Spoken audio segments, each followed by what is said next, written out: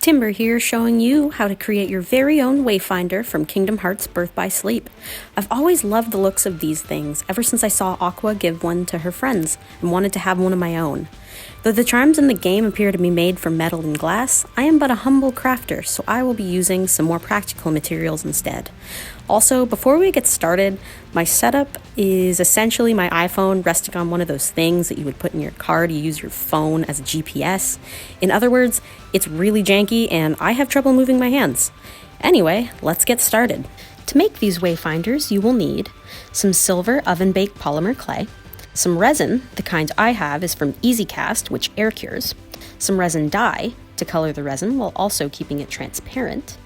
Alternatively, you could also use some acrylic ink, though it will make the resin opaque instead of transparent. Some brown cording, clay shaping tools, an X-Acto knife, some sandpaper, some small plastic cups, some popsicle sticks, and your bare hands. To start, I created a template using some screen grabs I got off the internet. I'll put a link to where you can find it in the description. I printed the template and cut the pieces out using an X-Acto knife and my baby scissors.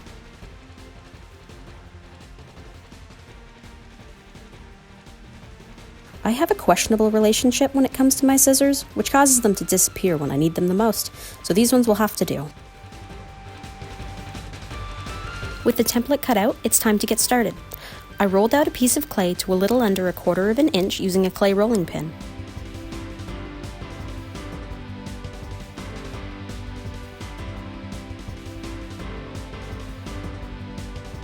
Once done, I placed the templates on top and used an X-Acto knife to cut them out. I prefer the X-Acto knife to some of the knife tools that you would get in a clay tool set, as the sharper blade really helps get crisper edges.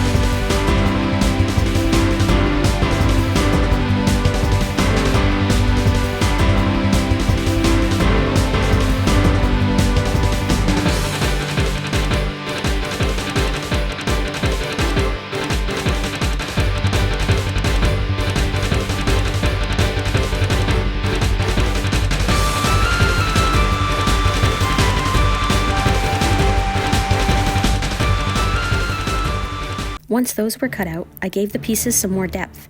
I cut out a 3-point embellishment from one of the frame template pieces. I then made 4 small balls of clay, and one by one, put them onto the little piece of paper and shaped them how I wanted.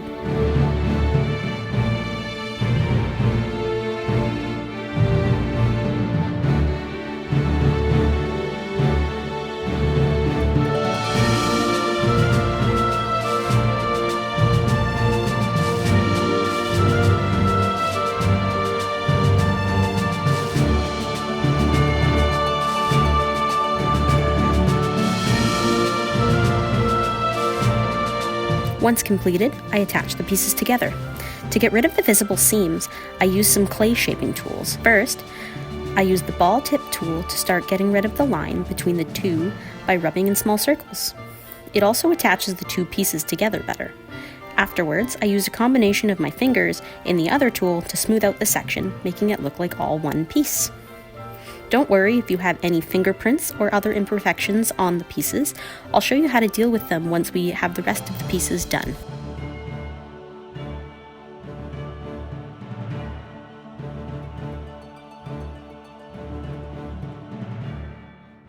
Now it's time to make the middle symbol, which the wiki tells me is the Keyblade Master symbol. I did this in 2 parts. First, I did the top part. I rolled out a slightly thicker clay and cut the piece out.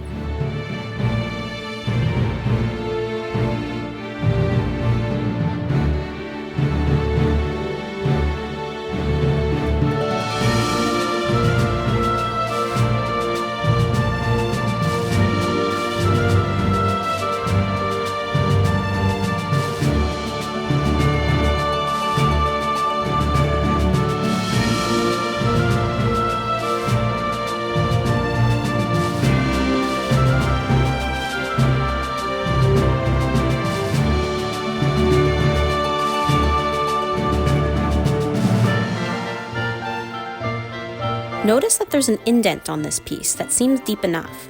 So, I cut the top piece out a second time using thinner rolled out clay and included the indents. Then, I laid the two pieces on top of each other and stuck them together. It created the effect without needing to try and carve it out. Next, I cut the bottom portion out in a similar thickness. I took some chunks of clay, added them on top, smoothed everything out, and cut off any excess clay. Lastly, I attached the top and the bottom of the symbol together using a bit of pressure and some special polymer clay glue.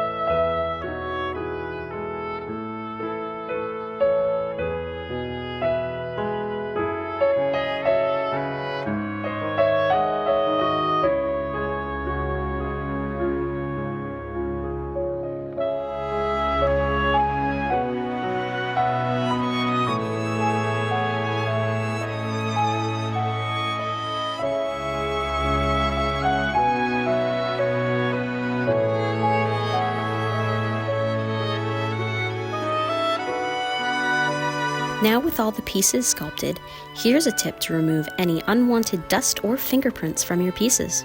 It all comes down to a secret weapon called rubbing alcohol and Q-tips. Dip a Q-tip in some rubbing alcohol and just rub it over the pieces while applying a little bit of pressure. It will remove any dust and imperfections in the clay. Don't put too much on though, as it can wet the clay too much and bend it out of shape. With that done, it was time to bake the pieces.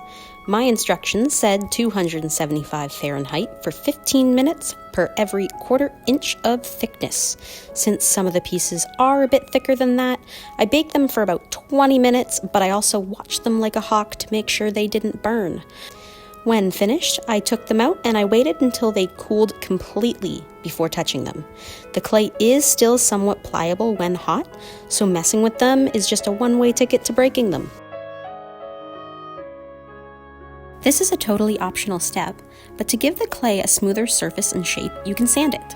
I found that the best way to sand polymer clay is by wet sanding. I set up a little sanding station here with a bowl of water. Most of the time, I would sand it in the sink with the water running, but that wasn't possible given my setup. What you need to know about sandpaper is that the higher the grit, the finer the sandpaper, and the smoother the finish you're gonna get. I have 600 grit sandpaper, which I find decent enough. I dunked the clay piece and the sandpaper into the water and started to sand. Make sure to periodically dunk both the piece and the sandpaper in water, as the little bits of clay that are being sanded off can quickly gum up the sandpaper. I just kept sanding until I was satisfied.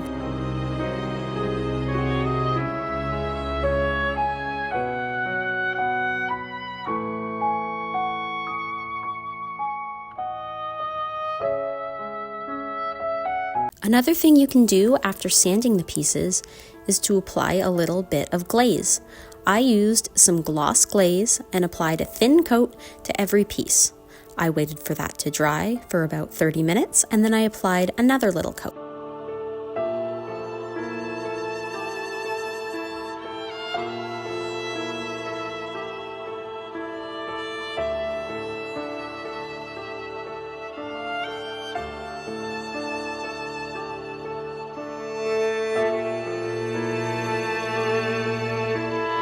Now it's time to create the glass effect in the frames using some resin. Make sure you follow the directions on your specific resin package, as they all tend to differ slightly. My resin came in 2 parts, 1 bottle of resin and 1 bottle of activator/hardener. I needed equal parts of each, so I used a ruler and marked 2 equal lines on a plastic cup. I sort of eyeballed how much resin I thought I would need and then divided that in half to get the total amount that I would need of each. With that, I added the resin, then the activator, and stirred them together for 2 minutes. Then I poured the mixture into another cup and stirred again for an additional minute. Once finished, I added some resin dye to get the blue color that I wanted. Again, you don't have to have resin dye, you could use acrylic ink, however, keep in mind that the piece will turn opaque instead. Also, please don't be me and wear some gloves while you're using the dye because I am now going to have stained hands for the next 2 weeks. Now, I used some duct tape to create the vessel for the resin to cure in. I stuck each frame to the adhesive side. This seals the frames to the duct tape so nothing leaks out. Then, when the resin is cured, all you need to do is peel the pieces off. Now it's on to the pouring. So you could pour the resin directly from the cup into each piece, but there's an optional tool you could use. Long story short, in university I was a TA in many a biology lab, so I came away with a lot of plastic pipettes. These are perfect to fill the frames as they're quite small, and I don't want to accidentally overfill them when I pour. So I poured resin into each of the frames and made sure nothing leaked or overflowed. Now, stirring the resin and adding the dye did inevitably cause some air bubbles to appear. You can easily get rid of those by passing a flame over top. I used a barbecue lighter. With that done, I waited 72 hours for the resin to cure. So, with all our pieces complete, it's time to assemble the Wayfinder. I cut some short pieces of brown cording, and yes, I know it's not the same color that I showed previously, but this one was a little more pliable. I looped one piece through each of the adjacent holes until it was loosely attached, and then I tied the knots. I purposely used longer pieces than needed so it was easier to tie.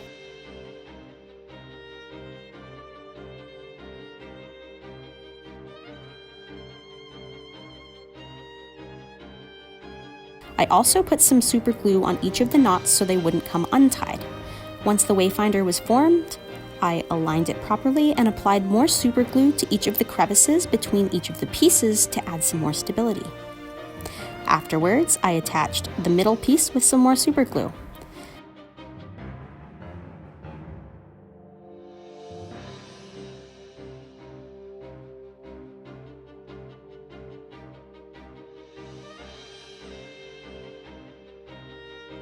I finished by taking a long piece of cording, threading it through the top hole, and tying it together. And now you have a completed Wayfinder.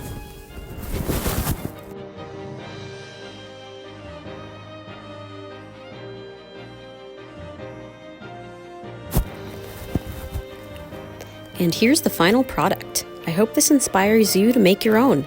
Make a bunch and give them to your friends to celebrate Kingdom Hearts and friendship and all that other sappy stuff. Anyway, I hope you enjoyed this tutorial, and happy crafting!